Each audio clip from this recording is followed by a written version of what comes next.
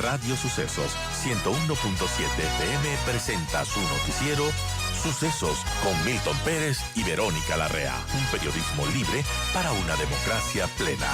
Los hechos y las opiniones de los sucesos que marcan nuestro tiempo.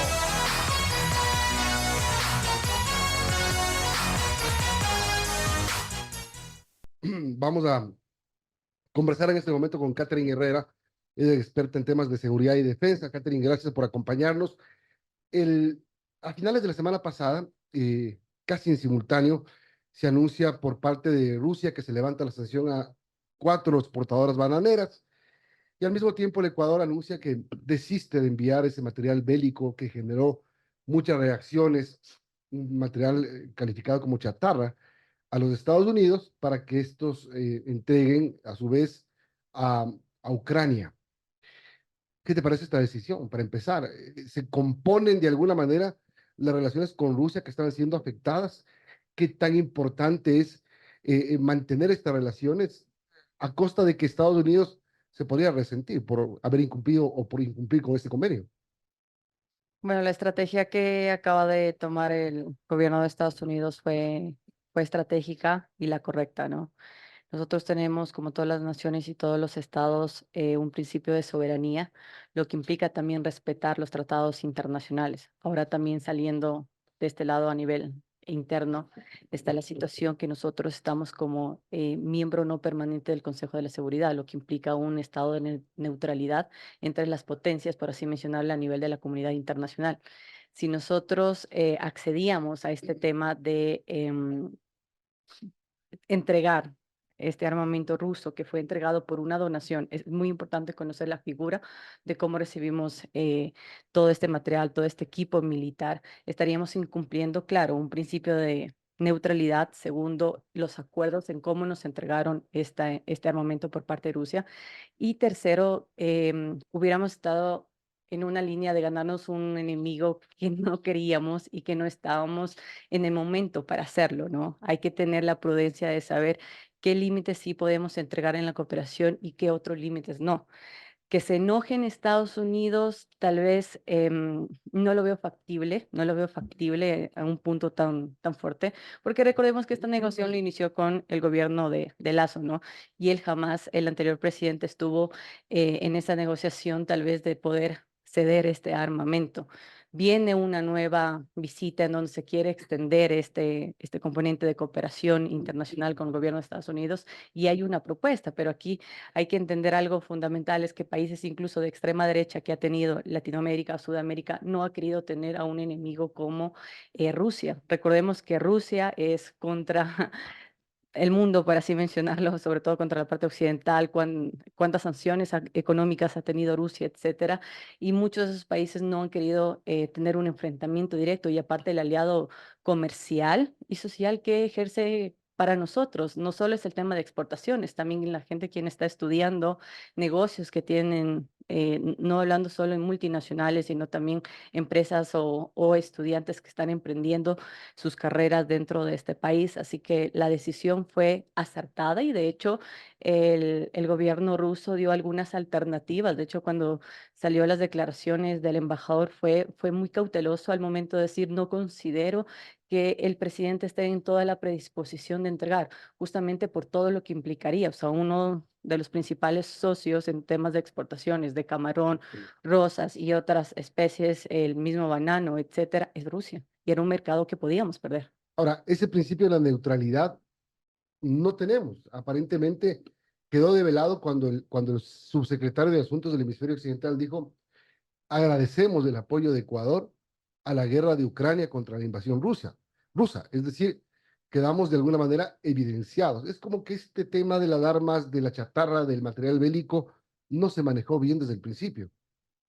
Sí, tal vez careció un poco de preparación, se notó un poco de improvisación en el manejo, porque al momento que el presidente Noboa asume su cargo, sabía estrictamente el rol que tenía que ejercer dentro del Comité de Seguridad de las Naciones Unidas y lo que implicaba. Incluso él presidió una de las sesiones más importantes y de hecho ese principio de neutralidad que tiene que existir a nivel de la comunidad internacional debía primar ante toda decisión y ante todo negocio. Recordemos que en un tema de cooperación siempre va a haber el tema de ganar y ganar, pero hay otras cosas que no se puede ceder, hay cosas que tú no puedes afectar a tu otro cooperante por favorecerte de otra cooperación.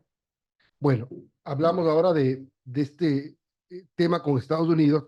El presidente Noboa había dos decretos ejecutivos.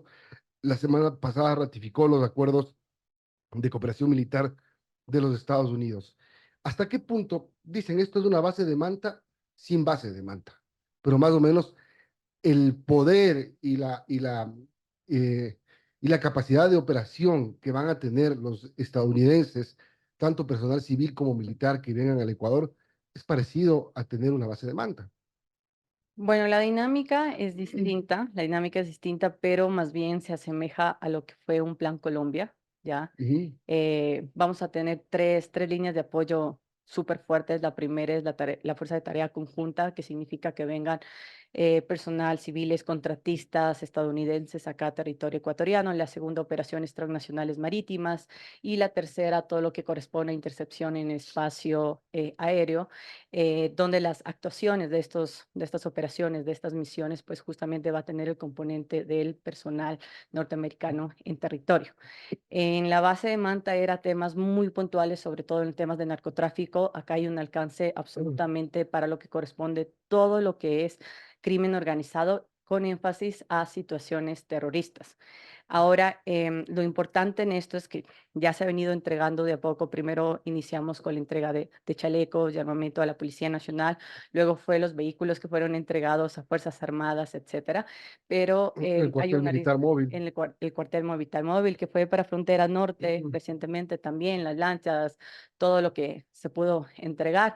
Sin embargo, hay una preocupación muy fuerte que veo que no se está analizando, es el tipo de operaciones que se va a realizar una vez que se haga esta cooperación. O sea, solo para empezar, solo para acotar, esto es más amplio que el tema de la base de Manta, Sí. sin que tenga que ver con la soberanía, porque aquí con lo que mucha gente que no está de acuerdo con esto y que está de acuerdo con la Constitución del 2008 dice, por lo menos eliminó la violación a la soberanía o la afectación a la soberanía.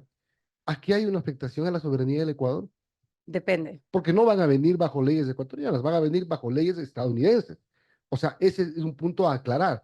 Ellos operan en Ecuador bajo norma estadounidense, con estatus de diplomático y con otros beneficios que no los tiene cualquiera. Aquí me voy a tomar un poco de tiempo. ¿Qué es lo que Sí. sucede? La soberanía en cada uno de los países significa que tenga la potestad de decisión en diferentes temas, sobre todo en el ámbito de seguridad, para precautelar los intereses nacionales de un Estado. Si nosotros perdemos esa capacidad de decisión, estamos perdiendo o cediendo soberanía. Ujú. Acá lo importante es que en estos tres ejes de trabajo y operativos conjuntos que se va a realizar, quien tiene que tomar las decisiones de cuándo, cómo, dónde actuar, tiene que ser personal ecuatoriano, los comandantes, los generales.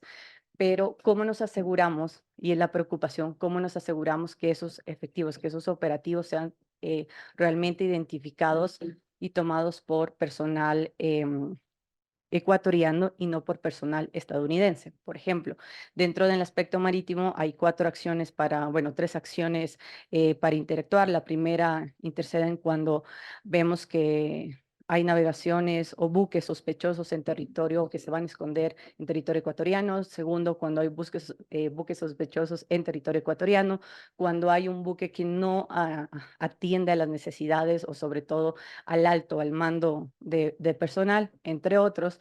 En esas situaciones sí hay que asegurarse primero un protocolo de actuación, teniendo en cuenta que si bien ellos tienen es como este acuerdo no tácito o como los cuerpos diplomáticos, ¿no? O sea, que están aquí, es una misma relación que se encaja.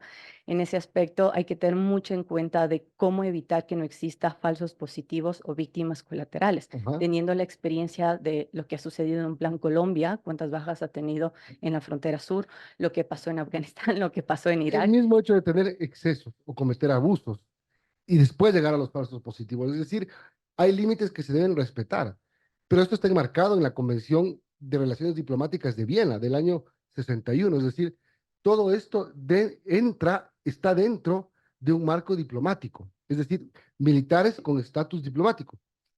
Sí, pero las experiencias internacionales, sobre todo intervención del gobierno estadounidense, ha indicado que no siempre ese protocolo se ha respetado. Ujú. Por eso la intención acá y una de las mejores formas para evitar que se repita sobre todo lo que ha sucedido en nuestro país vecino y no irnos tan lejos es, por ejemplo, que exista veedores internacionales, organismos internacionales de derechos humanos que revise las actuaciones que está haciendo esta tarea conjunta o estos operativos conjuntos. No necesitamos indicar qué operativos van a hacer, dónde van a actuar por un tema de seguridad, por un tema de inteligencia estratégica para no poner en alarma a los diferentes grupos de la delincuencia organizada, pero que sí estos observadores verifiquen que el territorio donde van a intervenir o las personas que están siendo aprendidas por esto no sean vulneradas sus derechos y se siga un debido proceso, porque para cada uno de estos operativos hay un proceso que tanto Fuerzas Armadas ecuatorianas como también el gobierno estadounidense lo tiene que hacer. Son las 8:37. Estamos hablando con Catherine Herrera, experta en temas de seguridad. Desde hace 4 años, aproximadamente 3 años, ha venido operando, por ejemplo, el avión Orión P3, que es una especie de radar que va buscando eh, ilícitos. Que, digamos, eso ya venía pasando. ¿Qué es lo que va a pasar de ahora en adelante? ¿Qué va a pasar en el país respecto de la aplicación de este acuerdo? ¿Qué vamos a ver? ¿O qué no vamos a ver, pero nos vamos a enterar?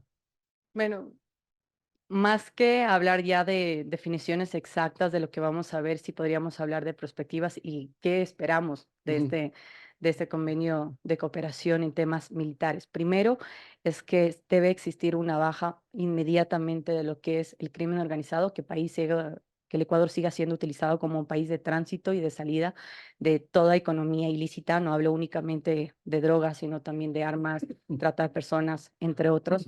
Segundo, que existe el fortalecimiento y las capacidades institucionales para que los propios Fuerzas Armadas, Fuerza Terrestre, Aérea y Marítima tengan las capacidades de actuar y reaccionar ante este fenómeno.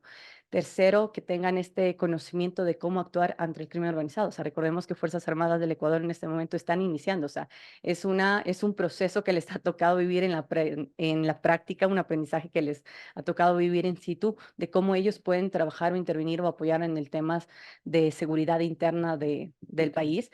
Y también algo que se espera de esto es que se pueda fortalecer el ámbito de justicia, que no existe este tema de impunidad, que exista el debido proceso, la agilidad, la rapidez y también el tema de hacinamiento.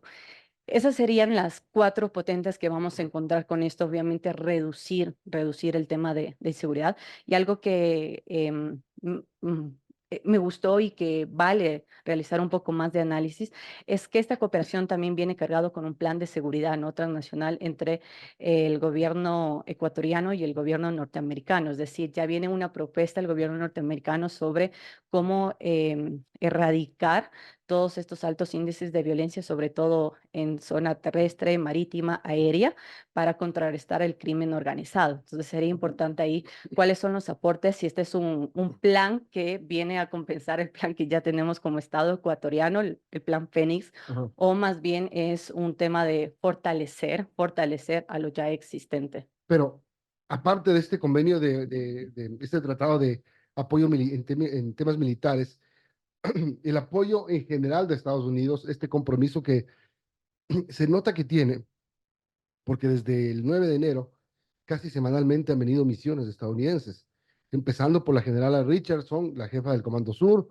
hasta el jefe antidrogas de la Casa Blanca que estuvo la semana pasada aquí. Han pasado todas las semanas viniendo funcionarios de alto nivel y con ayudas. Marca el compromiso de Estados Unidos real para apoyar al plan Fénix y a la guerra contra el terrorismo. Sí, son puntos y visitas contundentes que indican cuáles son los procesos de alianza y cómo ir tomando, más bien que se vaya aterrizando estas líneas de cooperación, ¿no? Aquí lo ideal hubiera sido que también no solo se enfoque en temas militares, sino que también se amplíe esta cooperación, estas visitas, sobre todo al eje de Policía Nacional, Fiscalía, un Ujú. consejo de la Judicatura A la inteligencia. a inteligencia estratégica. O sea, tenemos una inteligencia, por ejemplo, en el ámbito de intercepciones de aeronaves claro, a través de la Fuerza Aérea se va a hacer un trabajo de inteligencia para saber qué tipos de aeronaves está pasando, si es que hay pistas clandestinas, etcétera. Pero lo ideal sería una inteligencia estratégica de cómo es la dinámica delictiva del crimen organizado, de lo que está pasando acá en el Estado ecuatoriano. Ese es un eje que nos está faltando, tanto de Fuerzas Armadas como Policía Nacional, pero que una vez, Milton, que este Estado, que esta denominación de conflicto armado no internacional termine, quien va a asumir este compromiso, esta lucha, es Policía Nacional, en todas las aristas, en todos los aspectos. Entonces, vemos muchísimo que esta cooperación está concentrada en Fuerzas Armadas. Fuerzas Armadas, no sabemos aún los resultados, quizá Pero bueno, la respuesta, a eso tenemos me iba, consulta en abril y ahí tenemos una pregunta para cambiar el rol de las Fuerzas pero Armadas no sabemos, y quizás otras es más. positiva, Ajá. que vaya a Fuerzas Armadas, pero aún así, si sale positivo el resultado de esa pregunta, es en temas puntuales, ¿no? Que alguna vez lo conversamos, pero el resto de actividades, el resto de la dinámica, sobre todo en territorio, el eje de inteligencia, el eje de prevención del delito, el eje de atención y protección a las víctimas, queda estrictamente Policía Nacional. Y vemos que Policía Nacional, pues bueno, carece muchísimo de temas de recursos, temas de logística, temas de preparación, entre otras actividades que sí debería sentarse a negociar que esta cooperación no únicamente sea en el eje de Fuerzas Armadas, que necesitamos un trabajo enormemente en nuestras fronteras nortes porque son las más vulnerables en el tema de aéreo, en el tema marítimo, etcétera, pero sí a nivel interno y quién es el actor en esto es Policía Nacional. Catherine, gracias por acompañarnos. Gracias, Milton, a ti.